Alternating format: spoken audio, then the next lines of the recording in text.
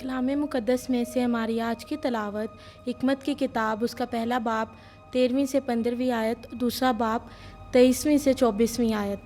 क्योंकि मौत खुदा की बनाई हुई चीज़ों में से नहीं है और ना जिंदों की मौत से उसे खुशी होती है, क्योंकि उसने सब चीज़ों के बकिया के लिए खलक की और दुनिया की मखलूक़ात मदद के लिए हैं, और उसमें से मोहलिक ज़हर नहीं बल्कि ना इल्म असफल ही का ज़मीन पर कुछ इख्तियार है, इसलिए कि सदाकत गैर फ़ानी है। क्योंकि खुदा ने इंसान को बकिया के लिए पैदा किया और उसे अपनी ज़ात की सूरत पर बनाया, क्योंकि इब्लीस के हसद से मौत दुनिया में दाखिल हुई, बस जो उसके गिरोह के हैं वो उसे चख लेंगे। पाक कलाम के पढ़े और सुने जाने पर खुदावंद की बरकत हो, खुदा का शुक्र हो। आमीन।